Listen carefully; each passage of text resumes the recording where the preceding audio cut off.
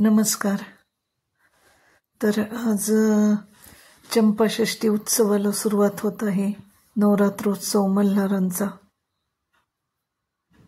म्हणजे आपला नवरात्रोत्सव जसा असतो तसा खंडेरायाचा हा 6 दिवसांचा घटस्थापना असते.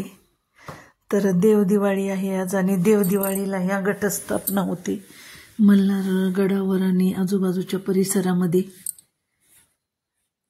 तर आता हे देवांचे गड बसवण्यासाठी तयारी चालू आहे. तर अगदी सोप्या पद्धतीने असा हा देवांचा गड बसवतात. तर एका तामानामध्ये तांदूळ वगैरे घेऊन त्यावर देवाचा टाक ठेवतात आणि ते तामान किंवा ताट चौरंगावर ठेवायचं आणि त्यानंतर कलश मांडायचा. त्यावर कलशाच्या समोर आपला खंडोबा देवाचा जो टाक असतो तो टाक ठेवायचा आणि पानावर दोन्ही बाजूला 2 सुपाऱ्या बानू आणि माळसा यांची प्रतिकृती म्हणून स्थापन करायच्या. त्यानंतर 1 सुपारीची गणेशाची पूजा, गणेशची स्थापना करायची एका सुपारीवर, पानावर सुपारी ठेवून, आणि आपली घटस्थापना करायची. तर अगदी सोपं आहे. आणि विड्यांच्या पानाची आपण जी माळ घालतो पहिल्या दिवशी नवरात्रीत, त्याच पद्धतीने विड्यांच्या पानाची माळ घातली जाते आणि भंडार खोबरं वगैरे उधळलं जातं. थोडं गटाच्या आजूबाजूला देवपूजा करून मग दिवा लावून हा दिवा अखंड आता चंपाषष्ठीपर्यंत आता चालू ठेवायचा आहे आपल्याला. आणि घरातल्या एका व्यक्तीने उपवास करायचा आहे. तर आता मला हा चंपाषष्ठीचा आहे उपवास.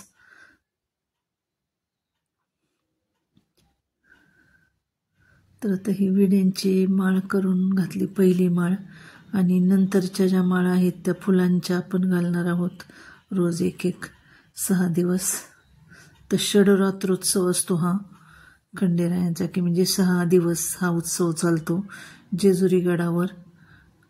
आणि प्रत्येक ज्यांचं कुलदैवत खंडेराय आहे किंवा मल्हारी मार्तंड आहे त्यांच्या घरी या घटस्थापना होते. तर अशा प्रकारे घटस्थापना मी केलेली आहे. आणि आता देवापुढं फळं मांडत आहे. तर एका ताटात आता स्वच्छ करून ही सीताफळ आणि केळी ठेवलेली आहे.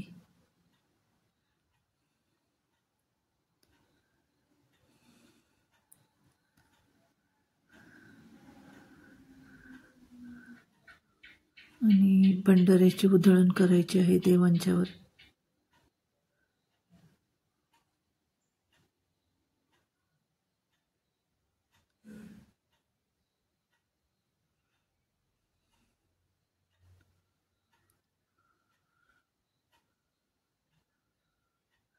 त्यानंतर शंखनाद केला.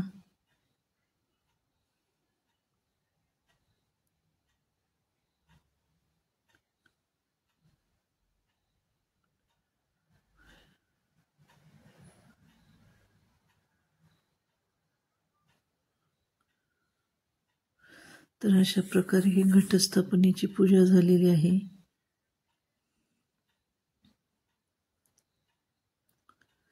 आणि आता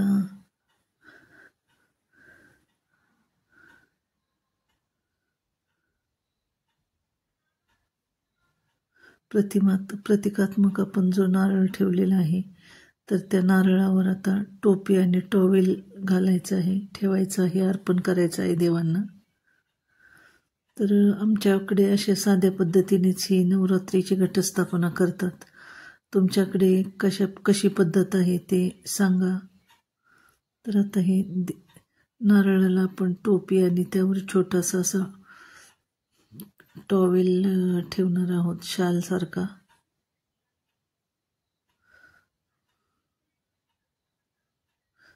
तर अशा प्रकारे सकाळची पूजा झाली आणि घटस्थापना झाली. तर आता मी दुकानात जाणार आहे आणि परत दुकानातून आल्यानंतर मी तुम्हाला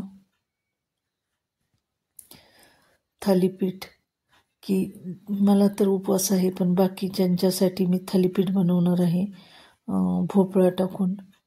दुधी भोपळ्याची भाजी जास्त काही कुणाला आवडत नाही, तर मग भाजणीचं जे पीठ असतं थालीपीठाचं तर ते वापरून आणि हिरवी मिरची, लसूण आणि जिरे वापरून मी थालीपीठ बनवणार आहे. तर मी तुम्हाला त्याची रेसिपी काही मी सांगत नाही, फक्त व्लॉगमध्ये मी शूट केलं आहे ते, की कशी करायची ही थालीपीठ. ती खूप चविष्ट लागतात. तर आता हे थालीपीठ करण्यासाठी तयारी चालू आहे. इकडे भात शिजला आहे, थोडा जिरा राईस केलेला आहे आणि थोडीशी उसळ केलेली आहे पलीकडे मसुराची. आणि इकडे अर्धा दुधी भोपळा घेतला आहे मी धुवून स्वच्छ. आणि वाटणामध्ये आलं, लसूण, हिरवी मिरची, जिरं, आलं थोडंसं घ्यायचं आहे, त्याचं वाटण करायचं आहे. तर तुम्हाला जेवढी थालीपीठ करायची त्या अंदाजाने मिरच्या घ्या. तर मला एक 8 ते 10 थालीपीठ करावी लागतील, त्या अंदाजाने मी मिरच्या घेतलेल्या आहेत.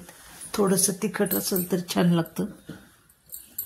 तर ते वाटण छान असं वाटून घ्यायचं बारीक एकदम मिक्सरवर. आणि हा जो आपला दुधी भोपळा आहे तर तो आता छान आपण बारीक किसून घेणार आहोत. तर तुम्ही दुधी भोपळा जर तुमच्याकडे कोणी खात नसेल त्याची भाजी, तर तुम्ही नक्कीच एकदा असा प्रयोग करून पहा.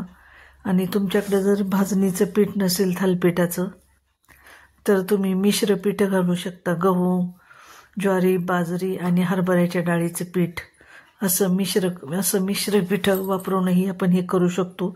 पण भाजणीच्या पिठाचं ज्यावेळेस करतो आपण तर ते खूपच चविष्ट लागतं. तर आता हा भोपळा वगैरे स्वच्छ धुवून सालासकटच खिसून घ्यायचा आहे. कोवळा आहे, साल वगैरे काढण्याची काही गरज नाही, कारण सालीमध्ये पण भरपूर जीवनसत्व असतात. तर आता हा भोपळा मी असा छान बारीक खिसून घेतलेला आहे. तर साधारण 8-10 थालीपीठांसाठी अर्धा भोपळा बास होतो, किंवा जास्त घालायचं असेल तर जास्तही घालू शकता तुम्ही. आणि यात मग कांदा वगैरे घालण्याची गरज नाही या थालीपीठामध्ये, कारण आपण भोपळा वापरलेला आहे. हिरवी मिरची, लसूण, जिरी,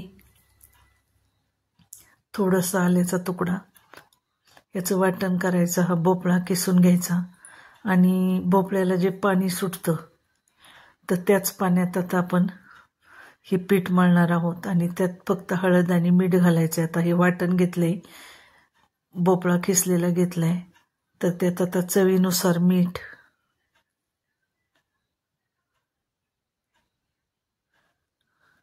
आणि थोडंसं कच्चं जिरं पण वरून घालायचं आहे 1 चमचाभर. तर आता त्यात चवीनुसार मीठ, हळद,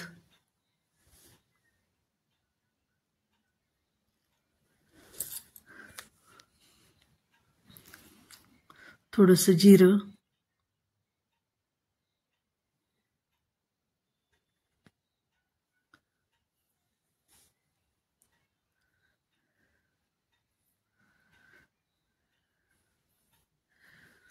हे घालून घेतलं.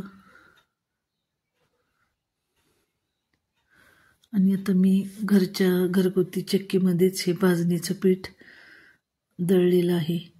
तर ही सगळी मिश्र कडधान्य आणि धान्य, डाळी भाजून घेतलेले आहेत. त्याचं प्रमाण मी अगोदर टाकलेलंच आहे, की थालीपीठाची भाजणी कशी तयार करायची याचा व्हिडिओ आहे आपल्या चॅनलवर, तर तो तुम्ही पाहू शकता. तर असं हे पीठ जेवढी तुम्हाला थालीपीठं करायचे तर तेवढ्या अंदाजाने हे पीठ घ्यायचं. आणि आता हे छान एकजीव असं करून मळून घ्यायचं. तर शक्यतो अगोदर पाणी घालायचं नाही, कारण भोपळ्याला जे पाणी सुटलेलं असतं त्या पाण्यातच अगोदर आपण मळून घ्यायचं. आणि जर गरज वाटलीच तरच थोडंसं पाणी घालायचं.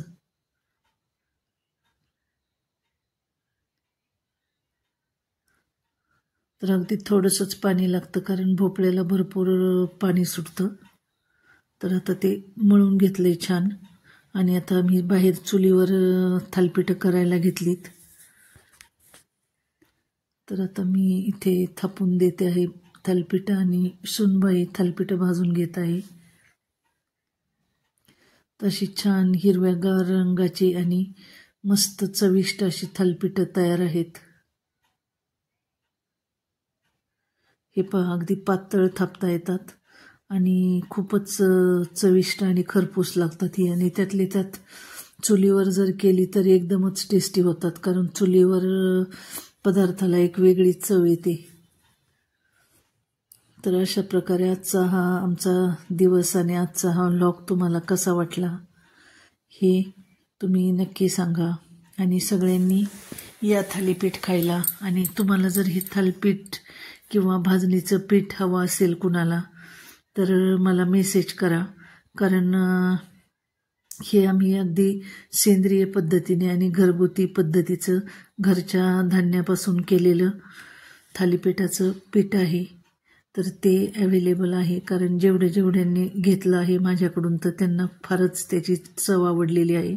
तशी सुंदर अशी थालीपीठ तयार आहेत. तर परत पुन्हा भेटूया पुढच्या व्लॉगमध्ये. तोपर्यंत बाय बाय.